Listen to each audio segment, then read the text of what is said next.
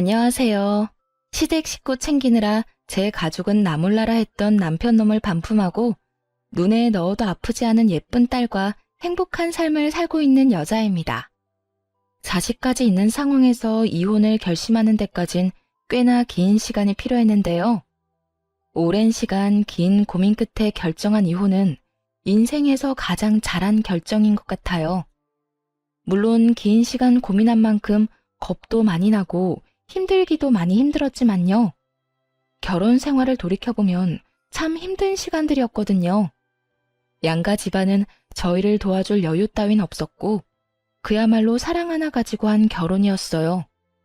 그나마 믿을 거라곤 젊음과 남편의 직장뿐이었는데 딸이 3살이 되던 해 남편의 회사가 어려워지며 남편은 결국 권고사직까지 당하게 되었죠.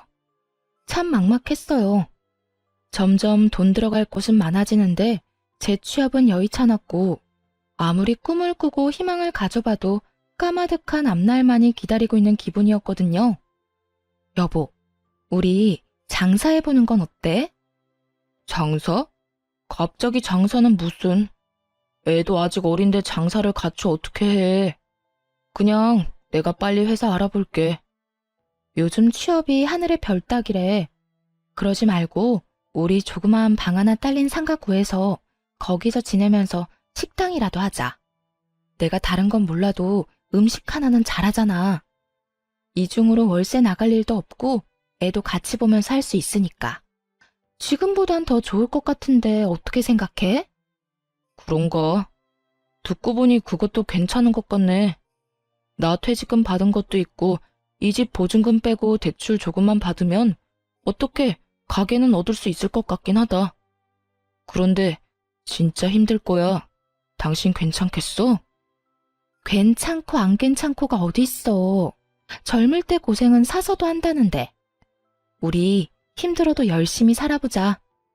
우리 딸 먹고 싶은 거 하고 싶은 거 돈 걱정하지 말고 다 해줄 수 있게. 그렇게 식당을 차렸고 생각보다 더 힘든 날들의 연속이었어요. 기껏 마련한 재료를 다 버리는 날도 수두룩했고 진상 손님이 오는 날이면 때려치고 싶은 생각도 굴뚝 같았죠. 그런 날들이 쌓이고 쌓여 경험이 되고 점차 단골 손님이 생겨난다 싶더니 입소문이 나더라고요. 그렇게 6년 앞만 보고 달려왔더니 어느새 대박난 식당이 되었네요. 고생스러운 세월을 보낸 보상을 받듯 더는 먹고 사는 건 문제가 되지 않았죠. 딸이 하고 싶다는 건 걱정 없이 해줄 수 있는 형편이 된 거예요. 그런데 형편이 나아지니 다른 곳에서 문제가 생기더라고요. 그건 바로 시댁과 남편이었어요. 정말 힘들어서 돈 10만 원이 아쉬웠던 시절엔 저희에게 1,000원짜리 한 장 줄 수 없다며 딱 자르던 시댁이었는데 어느 순간부터 돈을 야금야금 빼가고 있더라고요. 남편을 통해 말입니다. 여보, 당신 집에 무슨 용돈을 이렇게나 많이 드리는 거야. 이건 너무 과하잖아. 과하기는 나 장남이야. 이때까진 형편이 안 돼서 못 드렸지만 이제 우리도 먹고 살만 하잖아. 그런 걸로 치면 나도 장녀야. 그런데 난 이 정도로 많이 드리진 않는다고. 이때껏 못한 건 죄송하지만 용돈은 형편껏 해드려야 할 거 아니야. 우리가 이 돈 없으면 굶어 죽는 것도 아닌데 좀 적당히 해라. 남들 다 부모 호강시켜줄 때 나 몰라라 했던 게 한이 돼서 그래. 그러니까 당신이 조금만 이해해줘. 남편의 심정이 이해되지 않는 건 아니었어요. 장남이기도 했고 여유가 생겨 가족을 돕고 싶은 마음을 이해 못하는 것도 아니었고요. 그런데 시댁에 주는 용돈 금액이 점점 더 커지고 남편의 남동생, 즉 시동생이 장가를 갈 때 집을 사주는 모습을 보곤 이건 아니란 생각이 들더라고요. 언제까지 장사가 잘 되리라는 보장도 없는데 미래는 생각지도 않고 버는 족족 써버리니까요. 미래가 불안한 것도 있었지만 일할 맛도 나지 않더라고요. 시댁 식구 배를 불려주려고 일하는 건가 싶은 생각이 들었죠. 여보, 이번에 서방님 집 해준 거 우리도 무리였던 건 당신도 잘 알고 있지? 무리는 무슨. 그까짓 돈 또 벌면 되잖아. 그까짓 돈? 우리가 벌고 싶다고 하면 언제까지나 잘 벌 수 있대? 도대체 뭘 믿고 돈을 그렇게 쓰는 거야? 우리 딸 아직 어려. 대학도 가야 하고 시집도 보내야 하는데 이렇게 버는 대로 다 줘버리면 어쩌자는 거야? 아, 진짜 말 맞네. 그러면 하나뿐인 동생이 장가를 간다는데 우리처럼 월세살이 시켜? 우리도 이만큼 고생했으니 너도 그 정도 고생은 해라. 이러란 말이야? 아, 말을 말자 말을 마라. 여기까지만 해. 더는 도움 주지 말란 말이야. 지금까지 한 것만 해도 장남으로서 차고 넘치게 했다고. 나 진짜 앞으론 가만 안 있을 거야. 정말 진짜 진심이야. 알겠어? 그래, 알겠어. 아, 알겠다고. 잔소리 좀 그만해. 이젠 결혼할 동생도 더 없다고. 남편은 짜증 가득한 약속을 했고 한동안은 조용했어요. 그러는 와중에 제 여동생이 결혼을 하게 되었고 결혼 선물로 좋은 침대를 사주고 싶더라고요. 어릴 때부터 동생이 좋은 침대를 가지고 싶다고 했었거든요. 그래서 침대를 알아보기 시작했는데 남편이 어떻게 알았는지 화를 내더라고요. 당신 처제 결혼 선물로 침대 사주려고 그래? 왜? 왜? 몰라서 물어? 침대가 얼마나 비싼데 그런 걸 결혼 선물로 한다는 거야? 당신 정신이 있어 없어? 기가 막히더라고요. 본인은 지 동생 결혼 선물로 집 사는 데 쓰라며 거금을 보태준 건 기억에서 아예 지워버린 듯 했죠. 그러고선 뻔뻔스럽게도 모작 침대로 화를 내더군요. 거기에다 그간 남편이 시댁에 쓴 돈이 얼만데 왜 저딴 핀잔을 들어야 하는지도 이해가 되지 않았고요. 당신은 당신 집에 간이고 쓸개도 다 빼주고 다니면서 난 내 동생 결혼 선물로 침대 하나 못 해줘? 아니, 아무리 그래도 침대는 아니지. 그냥 이불이나 좋은 거 사줘. 그러면 되지. 당신이 그렇게 좋은 거 막 해주면 처제도 부담스러워한다고. 말 같지도 않은 소리를 잘도 해대더라고요. 그래서 어떻게 했냐고요? 뭘 어떻게 했겠어요. 대꾸할 가치도 없는 말은 사뿐히 무시하고 가격대가 있는 침대를 선물했죠. 동생이 참 기뻐하더라고요.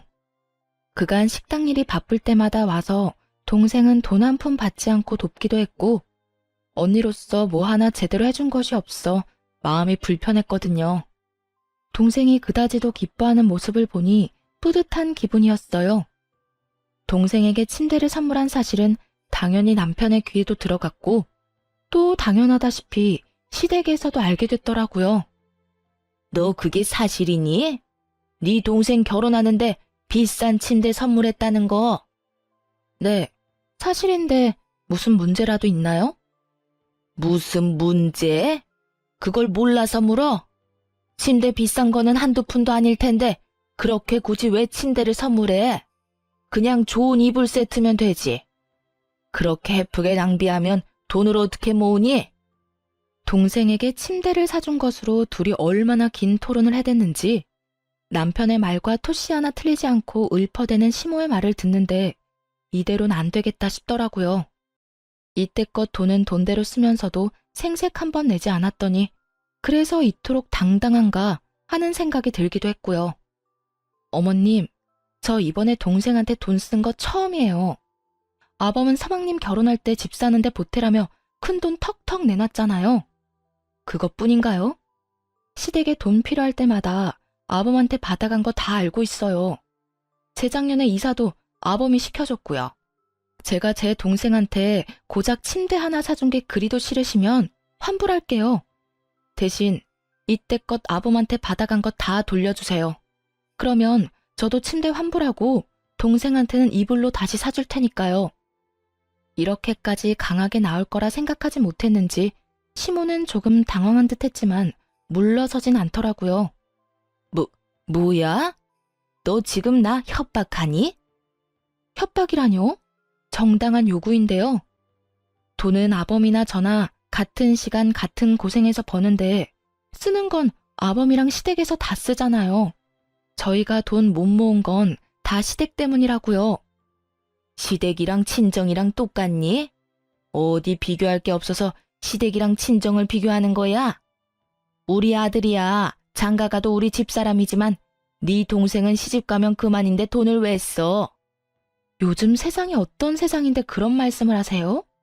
하여튼 전 동생한테 침대 정도는 꼭 해줄 생각이니까 정 제가 친정에 뭘 하는 게 싫으면 아까 말했다시피 이때껏 아범한테 받은 거 다 돌려주세요.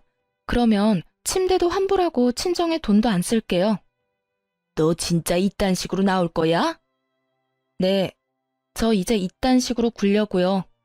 그러니까 더는 제가 번 돈으로 뭘 하든 상관하지 마세요. 앞으로 저 몰래 아범한테 큰돈 받아내는 것도 그만하시고요. 시모는 아무 말도 연락도 없더라고요. 남편 역시 시모를 통해 전해 들은 것인지 한동안은 제 비위를 잘 맞추려고 노력하는 게 눈에 보였어요. 여전히 시댁으로 용돈은 주고 있었지만 더는 큰 돈이 가는 일은 없더라고요. 그렇게 한동안은 조용했는데 동서가 출산을 하며 다시 일이 터졌네요. 동서는 원래도 엄살이 심하고 장깨가 많은 사람인지라 명절 때면 제가 고생이 이만저만이 아니었거든요. 명절만 되면 여기도 아프고 저기도 아프기 일쑤였죠. 어떤 날엔 여자만 걸리는 마법데이를 내세워 일을 미루기도 했고요. 그런 동서에게 출산은 좋은 핑곗거리였겠죠. 시댁에서 마주칠 때면 남편을 붙잡고 힘들다고 징징대기 바쁘더라고요. 아주버님, 저 요즘 잠도 못 자고 너무 힘들어요. 그이도 회사 일로 바빠서 아무것도 못 도와주고 독박 육아하려니 너무 힘들고 우울해요. 어쩐지 재수씨 안색이 창백하다 싶었는데 힘들어서 그런 거였어요? 네. 아기가 내려놓기만 하면 우니까 화장실도 제대로 못 간다니까요. 도우미분이라도 계시면 좀 살만할 것 같은데 그이 월급으론 도우미까지 부르긴 부담스럽고 그렇다고 혼자 다 하려니 너무 힘들고 지치네요. 그러면 제가 도우미 불러드릴게요. 그까짓 돈 얼마나 한다고. 도와주실 분 불러드릴 테니 걱정하지 마세요. 어머, 정말이요? 아주버님, 너무 감사해요. 역시 우리 아주버님밖에 없다니까. 말릴 틈도 없이 벌어진 상황에 참 기가 막히더라고요. 그렇다고 서방님이 능력이 안 돼서 도우미를 못 부르는 형편도 아니었죠. 심지어 육아휴직을 내고 아기를 같이 돌보고 있다는 걸 아는데도 거짓말을 살살 해대더라고요.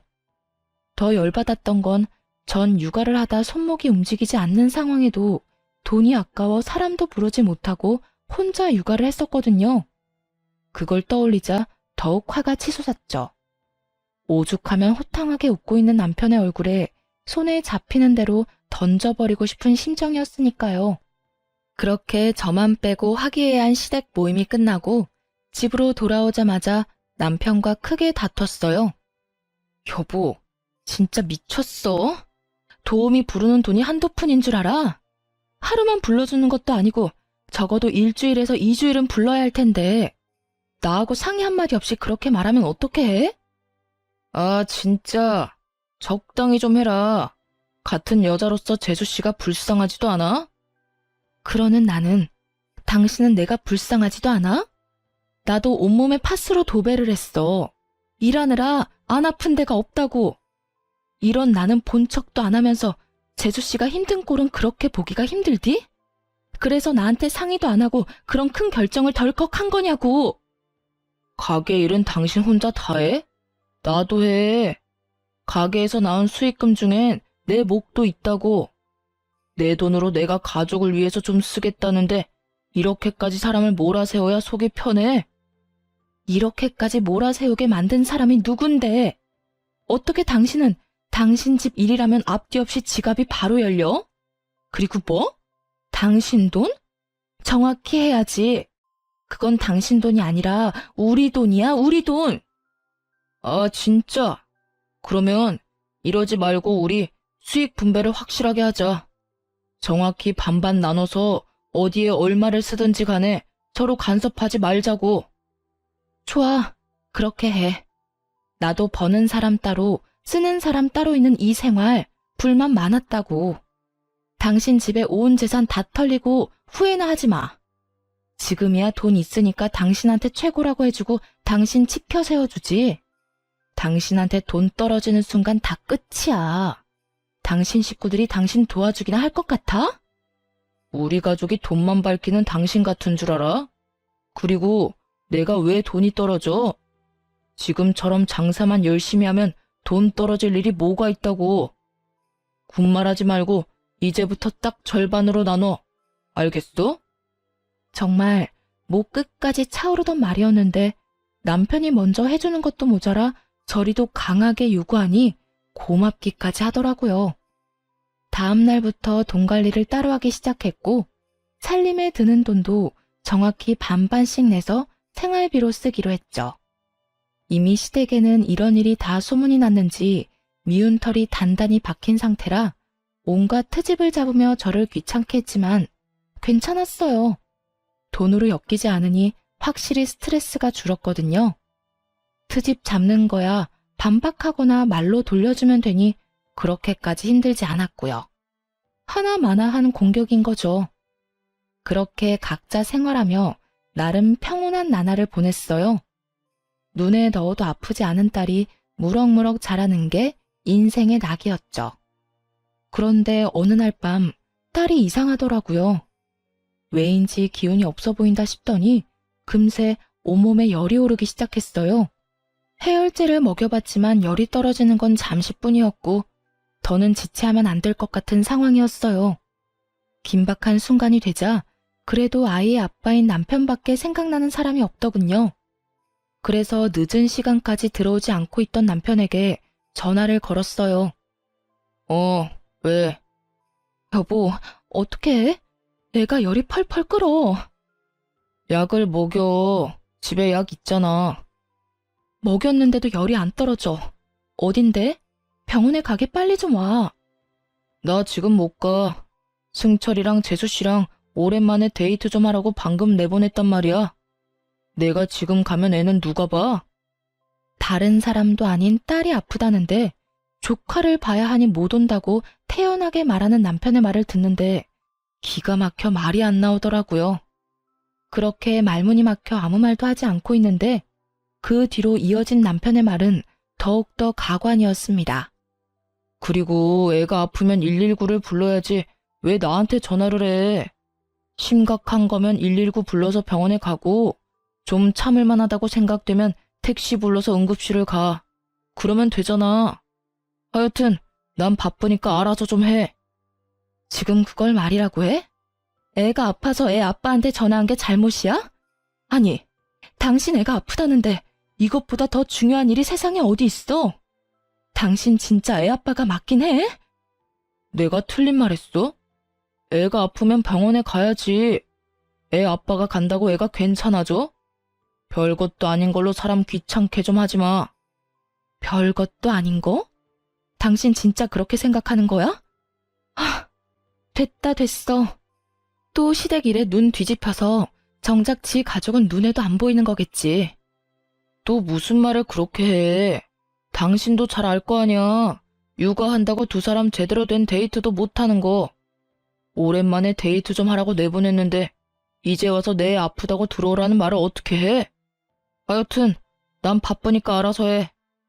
딸이 아프다는데 동생네가 데이트를 해야 하니 조카를 봐줘야 해서 정작 지 애한테는 못 온다는 남편. 너무 황당한 말을 들으니 순간적으로 머리가 멍해지더라고요. 이놈이 정말 미쳤나 싶어서 말이죠. 남편은 바쁘다며 전화를 끊어버렸고 결국 전 119를 불러 딸을 데리고 병원으로 갔어요. 다행히 고열은 잡혔지만 화는 서서히 끓어오르기 시작하더군요. 이딴 인간도 남편이라고 계속 믿고 사는 것이 맞는가 하는 생각이 들기도 했고 시간이 지나도 남편이 변할 거란 생각은 들지 않았어요. 이혼한다면 아빠 없이 자랄 딸이 마음에 걸리긴 했지만 이런 아빠라면 굳이 필요하지도 않을 듯 했고요. 무엇보다 딸에게 도움은커녕 상처만 될 것 같기도 했죠. 그렇게 이혼 쪽으로 마음이 기울어진 상태에서 집으로 돌아갔고 집에는 조카를 보느라 많이 지친 남편이 침대에 누워있더라고요. 그 꼴을 보기 싫어 눈을 감고 싶었는데 다음 순간 나온 남편의 말은 정말 온 정이 떨어졌네요. 왔어? 뭐래? 괜찮다지? 적당히 웃음이 섞인 질문. 정이 떨어지는 것은 물론이고 겨우 가라앉힌 화가 다시 확 오르더라고요. 지금 웃음이 나와? 당신이 그러고도 아빠야? 애 걱정은 전혀 안 해? 걱정하면 뭐가 달라져? 그리고 괜찮으니까 집에도 온 거 아니야. 피곤하면 잠을 자. 괜히 나한테 짜증내지 말고 말이야. 내가 지금 피곤해서 당신한테 짜증내는 줄 알아? 당신이 하는 행동이 화가 나서 이러는 거야. 애가 아프다는데 한다는 말이 119를 부르라고? 누군 119 부를 줄 몰라서 당신한테 연락한 줄 아냐고. 그래도 당신이 우리 딸 아빠니까 연락한 거였지. 나도 무섭고 걱정되니까 그런 순간에 당신하고 함께 있고 싶어서 그래서 연락한 거였다고. 그만 좀 해라. 애만 멀쩡하면 된 거지. 별것도 아닌 걸로 성질 좀 내지 마. 우리 딸한텐 당신이 있었고 그때 조카한테 나뿐이었으니까 어쩔 수 없는 상황이었잖아. 가족끼리 서로 돕고 살면 좋은 거지. 언제까지 그렇게 따지고 둘 거야? 입에 발린 말이라도 미안하다. 나도 어쩔 수 없는 상황이었다. 다음부턴 우리 가족을 우선으로 하겠다 등의 말이 나올 줄 알았어요. 조금이라도 미안해하는 기색이었다면 그토록 화가 나진 않았을 텐데요. 남편은 도리어 큰 소리를 내며 저를 예민하고 트집이나 잡는 사람으로 몰아가더군요. 그 순간 분명해졌네요. 이 남자에게 가족은 나와 딸이 아니라 시댁 식구들 뿐이라는 사실을요. 그런 생각이 들고 나자 이혼해야겠다는 확신이 더 분명해졌고 결단을 내렸죠. 일단 저와 딸의 공간에서 남편 놈을 내쫓기로 했어요. 당신은 당신 가족만 챙기니까 문제라는 거야. 결혼하고 당신이 최우선으로 챙겨야 할 가족은 나랑 우리 딸이라고. 시댁이 아니라 우리가 1순위가 되어야지 왜 늘 다른 사람이 1순위야? 난 우리를 2순위로 여기는 가정은 필요 없으니까 계속 그런 식으로 다른 사람부터 챙기려거든. 거기 가서 살아. 여기서 이러고 있지 말고. 뭐? 지금 나보고 나가라는 거야? 나가라면 누가 겁낼 줄 아나? 나도 마주치면 싸우기만 하는 이 집구석 들어오기 싫었다고. 제발 들어와 달라고 연락이나 하지 마. 걱정하지 마. 하늘이 두 쪽이 나도 당신 같은 인간한테 연락하는 일은 없을 테니까. 화를 내더니 그 길로 남편은 집을 나가버렸고 바로 이혼 준비를 하기 시작했죠. 이혼을 준비하며 알아보니 생각보다도 더 많은 돈이 시댁으로 흘러들어갔더라고요. 결혼한 지 2년밖에 되지 않은 동서에게 들어간 돈도 꽤 많았고요. 당연하다면 당연하게도 차용증 한 장 없이 말입니다. 돈 관리를 따로 하기 시작한 시점부턴 거의 돈을 물 쓰듯 썼더군요. 힘들었던 시절은 생각지도 않고 피땀 흘려 번 돈으로 시댁 식구들만 챙기는 남편의 행동은 이혼 사유로 충분했죠. 물론 이혼을 결심하며 딸이 걱정스러운 건 있었어요. 그런데 딸아이 역시 남편에게 실망을 많이 했더라고요. 엄마, 그냥 아빠랑 이혼해. 아빠한텐 우리가 항상 2등이잖아. 난 이제 그런 아빠 필요 없어. 어? 우리 딸 아빠한테 화 많이 났구나? 화가 난 게 아니라 아무 감정도 없는 거야. 아빠랑 뭘 해본 기억도 없고 웃으면서 이야기 나눈 기억도 거의 없어. 그런 아빠한테 무슨 화가 나겠어? 그러니까 엄마도 내 걱정하지 말고 이혼하고 싶으면 그냥 이혼해도 된다고 말해주고 싶었어. 우리 반에도 이혼한 애들 꽤 있으니까 이상한 걱정하지 말고. 혹시나 이혼이라는 선택이 딸에겐 상처만 되는 이기적인 선택이진 않을까 고민했었는데 딸에게서 이런 말을 들으니 옳은 선택이었다 싶었어요. 어린 딸에게 이런 말까지 나오게 한 남편에게 정말 분노하기도 했고요. 이혼은 순탄하지 않았어요. 남편이 이혼을 거부한 것은 아니었지만 위자료를 주지 않으려 갖은 애를 썼거든요. 시댁엔 큰돈을 아무렇지 않게 턱턱 내놓더니 저에겐 한 푼이라도 아껴보려 하는 모습을 보며 이혼을 결심하길 잘했다는 생각을 다시금 했네요. 양육권은 두말할 것 없이 제가 가져오게 되었고 위자료 역시 생각보다 더 큰 금액을 받게 되었어요. 집은 제 명의였고 가게는 남편 명의였기에 이혼을 하자마자 용달차를 불러 남편의 짐을 동선의 집으로 보내버렸어요. 짐을 받은 동선은 전화를 해서는 개거품을 물기 시작하더라고요. 형님 진짜 미쳤어요? 이 짐을 왜 저한테다 보내세요? 왜? 내 전남편이 매일같이 그 집에 가 있길래 거기가 내 전남편 집인 줄 알았는데? 그걸 지금 말이라고 해요? 얼른 다시 가지고 가세요. 그렇지 않아도 하루가 멀다고 찾아와서 귀찮아 죽겠는데 짐까지 우리 집에 있는 거 알면 여기서 살다시피 할 거 아니에요. 그까지 돈 좀 줬다고 빈드라도 붙을 생각이야 뭐야? 하여튼 눈치가 없어도 너무 없다니까. 가라고 눈치를 줘도 알아먹지를 못해요. 전 그런 눈치 없는 아주버님 데리고 살 생각 전혀 없으니까 얼른 짐 다시 가지고 가세요. 난 이미 동서한테 다 보냈고 내 손은 다 떠나갔으니까 정 싫으면 동서가 어머님 댁으로 보내든 다 태워버려버리든 알아서 해. 나한테 이런 연락하지 말고. 이제 우리 엄연히 남남인 거 몰라? 눈치 없는 동선의 아주버님, 이제 나하고 아무 사이도 아니고 동서 가족이니까 알아서 잘 챙겨 살아. 늘 그랬던 것처럼 말이야. 언제는 전남편이 최고라며 치켜세우기 바쁘더니 빼먹을 것이 없어지자 동서는 전남편을 짐짝 취급을 해대더라고요. 형님, 글쎄 전 아주버님을 제 식구라고 생각해 본 적이 없다니까요. 식구도 아닌데 무슨 돈은 그렇게나 많이 받았대? 차용증 한 장 없이 말이야. 그거야. 난 그저 힘들다고 했을 뿐인데 아주버님이 나서서 돈을 준 것뿐이라고요. 주는 돈을 안 받는 사람이 어디 있어요?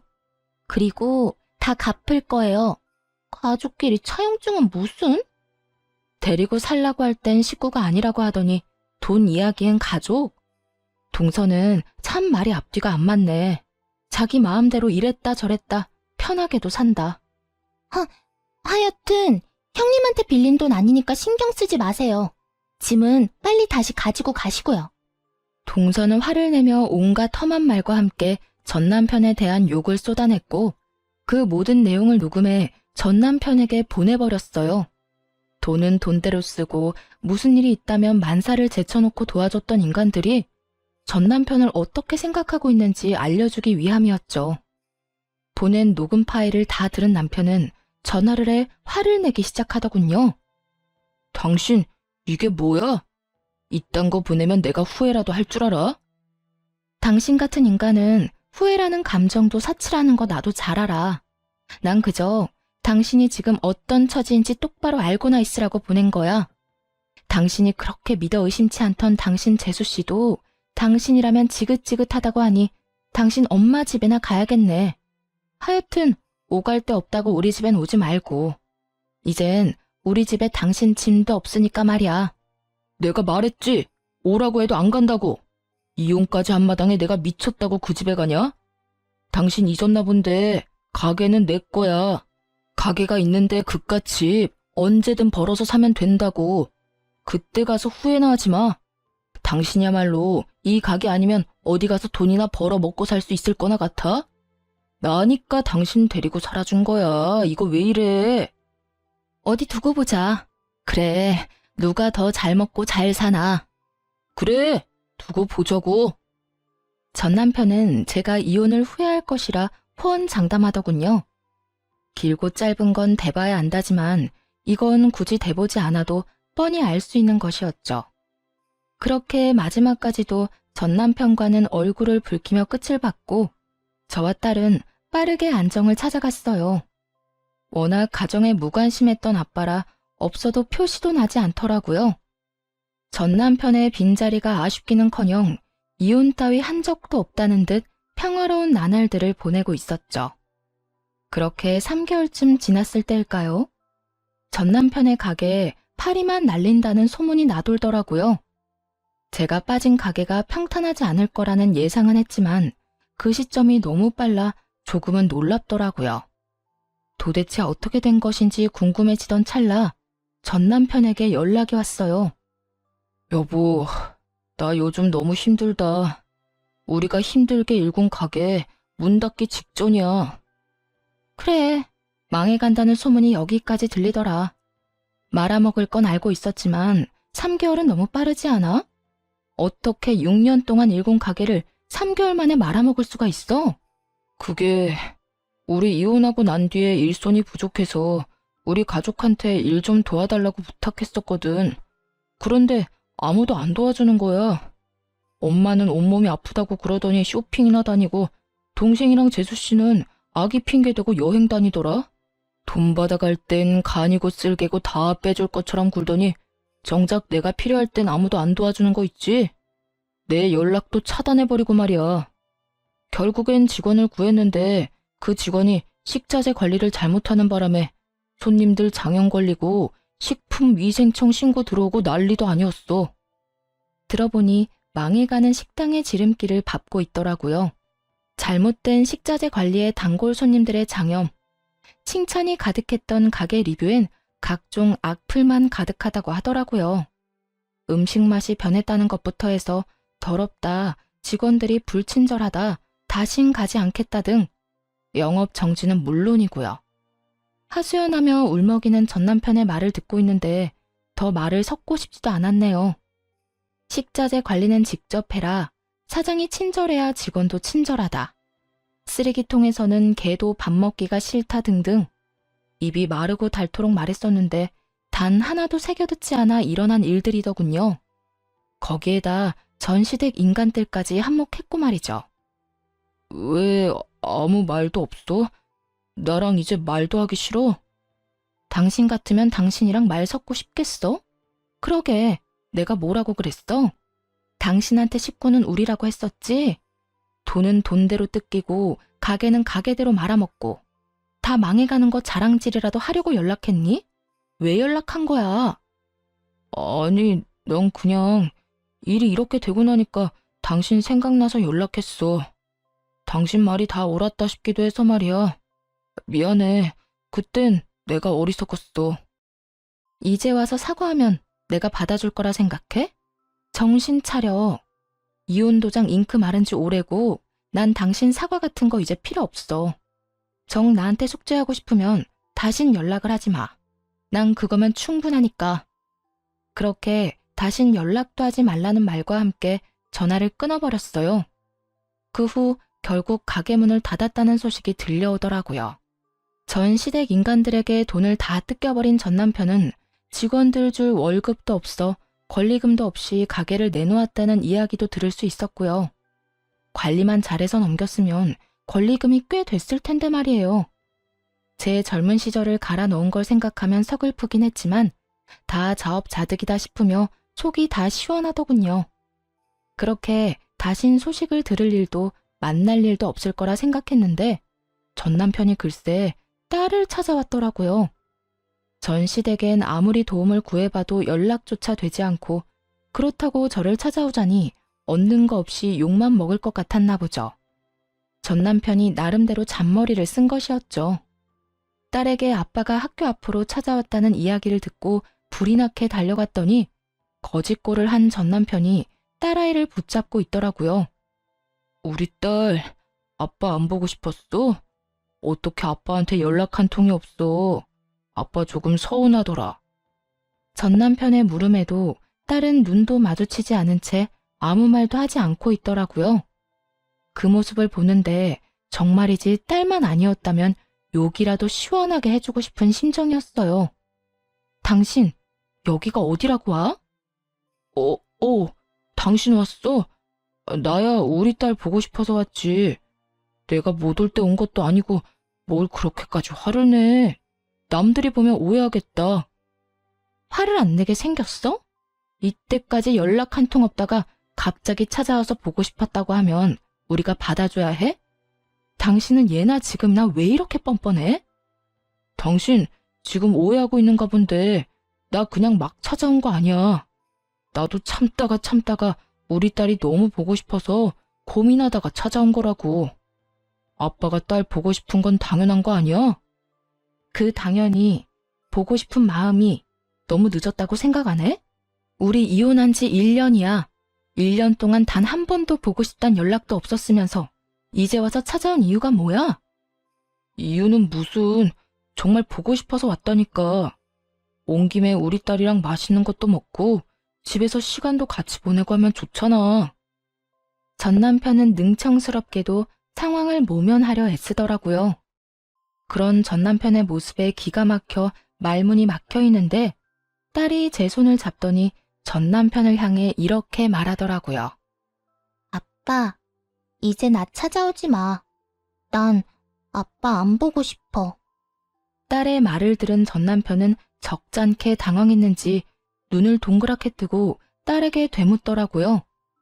그리곤 화가 많이 난 딸이 투정이나 부린다고 생각한 듯 장난스럽게 딸의 화를 풀어주려 애쓰더군요. 뭐라고? 우리 딸 아빠한테 화 많이 났구나. 아빠가 미안해. 이렇게 아빠 사과할 테니까 화 좀 풀어라. 응? 나 아빠한테 화 안 났어. 그냥 아빠가 보고 싶지 않을 뿐이야. 내가 아플 때도 엄마가 힘들 때도 우리보다는 다른 사람 돕는다고 바빴어. 난 아빠 필요 없어진 지 오래됐어. 그러니까 원래 하던 대로 우리한테 찾아오지 말고 혼자 살아. 딸, 그땐 아빠가 어리석었어. 아빠가 진짜 반성 많이 했다고. 그러니까 우리 딸 화 좀 풀어주면 안 될까? 이제부터 아빠가 우리 딸한테 정말로 잘할게. 우리 딸이 필요하다고 하면 그게 어디든 언제든 상관없이 만사를 제쳐두고 달려올게. 응? 필요 없으니까 아빠는 아빠가 사랑하는 가족들이랑 잘 살아. 난 엄마만 있으면 되니까. 딸의 말을 들은 전 남편은 눈물을 줄줄 흘리더라고요. 단호해도 너무나도 단호한 딸의 태도에 아무 말도 못한 채 말이죠. 사실 딸의 말을 들으며 조금은 당황스럽기도 마음이 아프기도 했어요.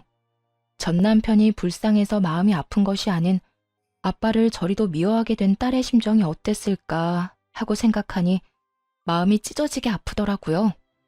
그리고 딸이 전 남편을 미워하는 건 알고 있긴 했지만 저토록 미워하는 줄은 몰랐기에 전 남편 못지않게 당황스럽기도 하더라고요. 전 남편은 눈물만 뚝뚝 흘리고 있었고 딸은 그런 아빠의 모습이 더는 보기 싫다는 듯 손을 잡아 끌더군요. 그게 전 남편을 마지막으로 만난 날이었어요. 딸에게 그런 말까지 들은 전 남편은 더는 찾아오지 않았으니까요. 이젠 정말 끝이라고 생각했습니다. 그런데 끝날 때까지 끝난 것이 아니더라고요. 당시 동네 마트에서 계약직으로 일하고 있었는데 그곳으로 글쎄 동서가 찾아왔더라고요.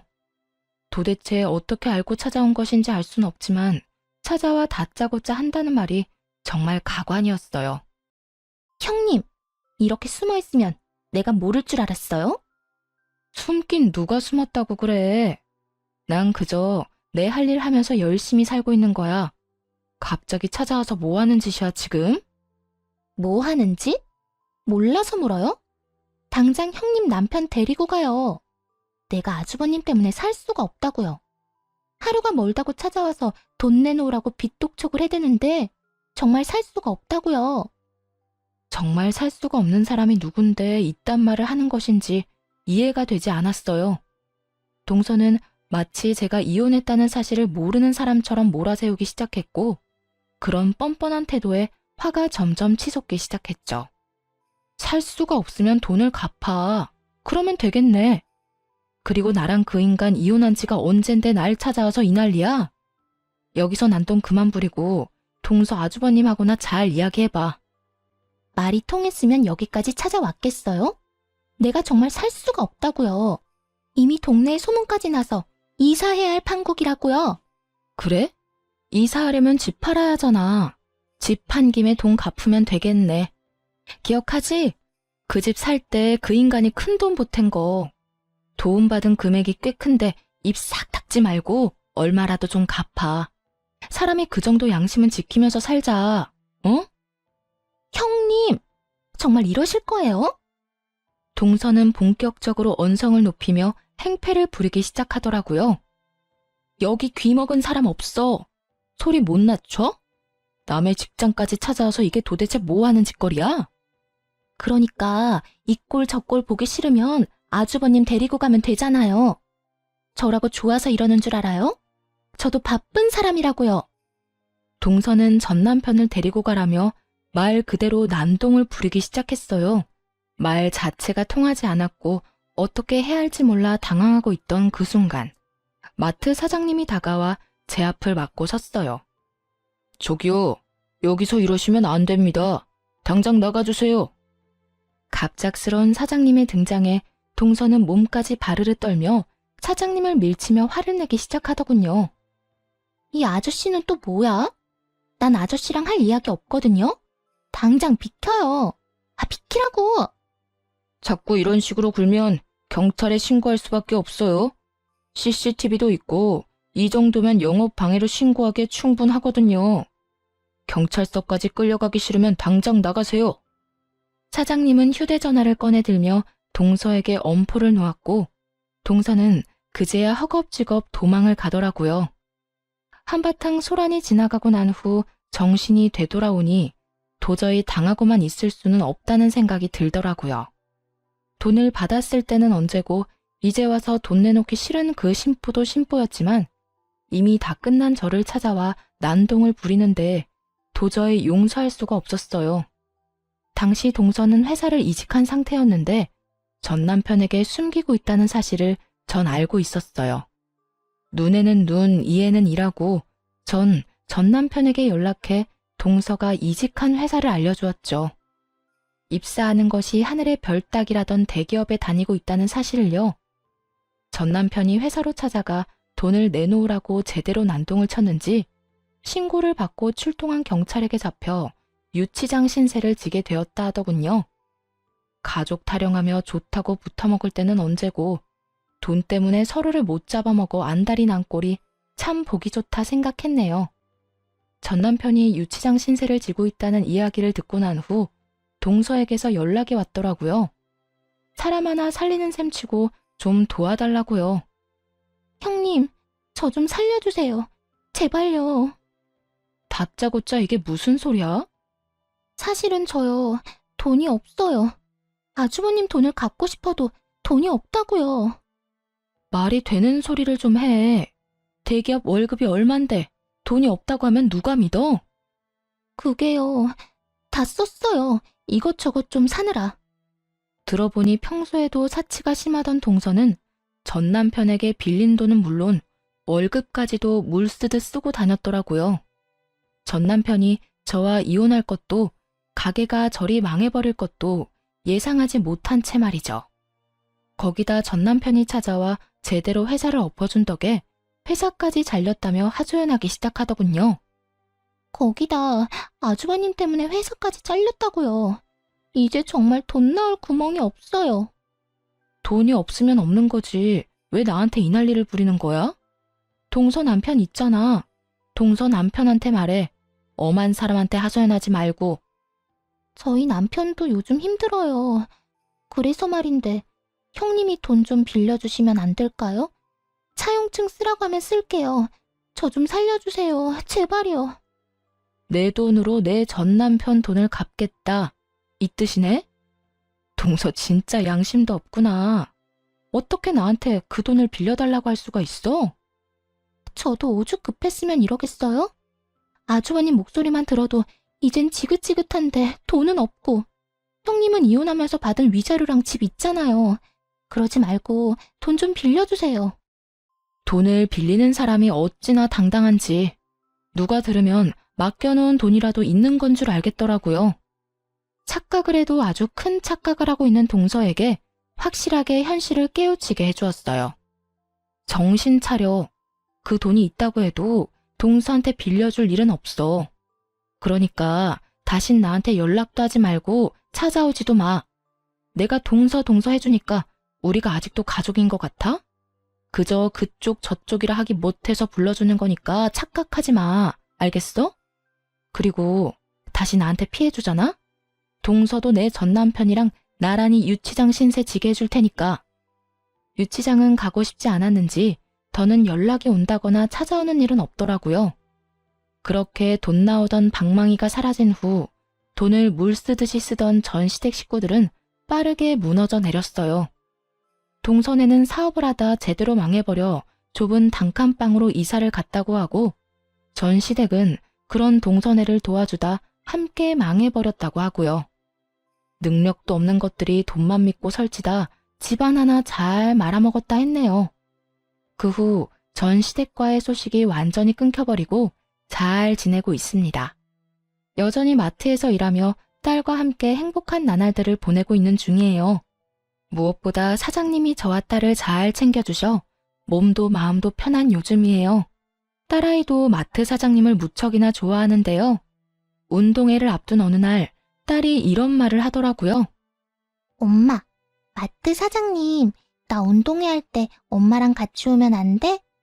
엄마 혼자 오는 것보다 사장님도 같이 오면 나도 좋고 엄마도 좋을 것 같아.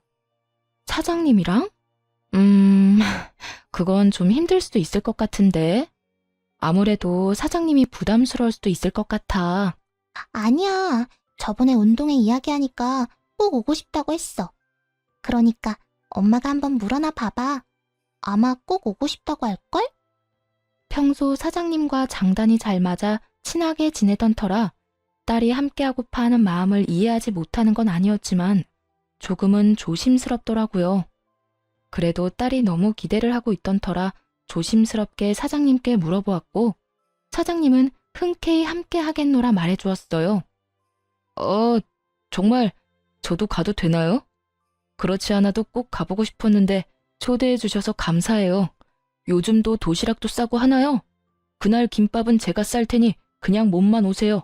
아셨죠? 결국 사장님과 함께 딸의 운동회에 참석하게 되었고 참 즐겁더라고요. 막상 전 남편과는 딸의 학교 행사에 참석해 본 적이 없는데 사장님과 함께 딸과 좋은 시간을 보내고 있으니 가족이 된 기분마저 들었어요. 그렇게 웃고 떠들며 즐거운 시간을 보내던 중 사장님이 이런 말을 하더라고요. 평생 일만 하느라 혼자 늙어 죽을 거라 생각했는데 덕분에 이런 것도 와보고 호강하네요. 아니에요. 사장님 덕분에 저희가 더 즐거운걸요. 우리 딸 저렇게 즐거워하는 거 정말 오랜만이에요. 감사해요. 곤란한 부탁일 수도 있는데 흔쾌히 와주셔서요. 저 진짜 오고 싶었다니까요. 막상 와보니까 오길 정말 잘했다 싶어요. 가족이란 이런 거구나 싶기도 하고 이대로 한 가족이면 정말 좋겠다 싶기도 하고요. 어때요? 이렇게 가족이 되면 정말 행복할 것 같지 않아요? 나만 그래요? 네? 행복할 것 같네요. 순간 너무 당황하여 대충 대답하긴 했지만 되뇌면 되낼수록 혼란스럽더라고요. 이건 고백인가 해서요. 아무래도 저는 이혼녀에다 딸이 있는 입장이라 항상 모든 것이 조심스러워 사장님의 말